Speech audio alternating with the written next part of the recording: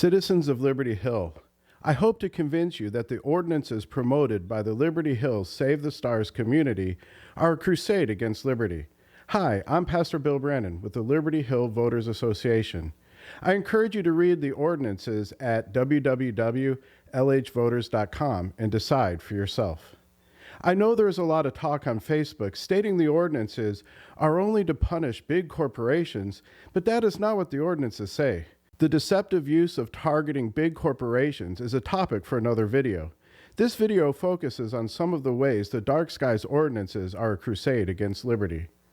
One example is that they operate under the same principle of elites forcing us to comply with laws that abridge our freedom because they know what is best for us. It is so important to save the stars and stop light pollution that they have to tell you what light bulb you can use at your home or what Christmas lights you're allowed to hang. This is the path toward a regulation state that costs taxpayers money and liberty. It is about externally coercing our behavior because they know what is best. For some stakeholders in Liberty Hill who have no right to vote, this is without their consent and without a voice. I called it a crusade because there are some elements of the crusades that are relevant to the discussion. The idea of conversions at the end of the sword actually happened in history. Some of the people were probably decent people that believed converting people to Christianity is the best for people and would create a better world. They did not understand that using coercion rather than persuasion destroys the very character and nature of Christianity. That behavior is antithetical to biblical values and destroys the world God calls us to create. The same thing is true with the Save the Stars ordinances. They seek to create a better world, but in the end destroy the world of liberty our founding fathers gave us. The reason I mention this is because I have met some people who identify as conservatives and say that they support liberty, but also support the dark skies. They do not realize that the Dark Skies Ordinances are antithetical to the values they profess. The sentiment I get from people is that they moved to a small country community and now it is being ruined by people moving in.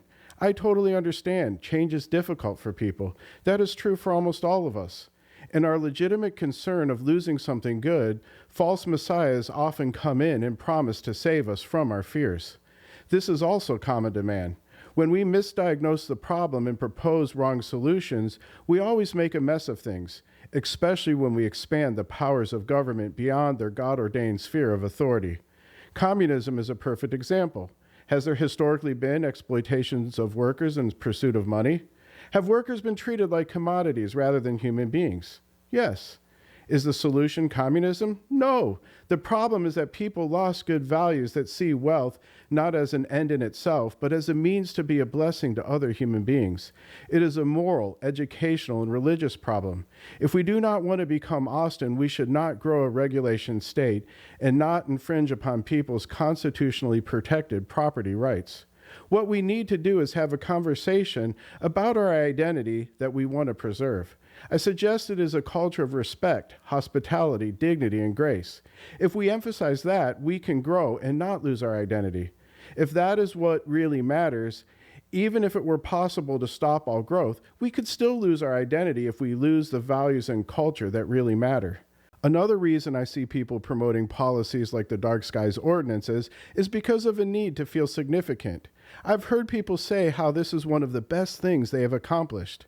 It is kind of like people donating to send grain to Africa or Eastern Europe and feeling like they are doing something good. It is motivated by good intentions, and that willingness to give is something we should celebrate. The problem I found when I went to Africa and Eastern Europe is that the grain negatively affected farmers in Africa because people would take the free grain and it stifled their economy.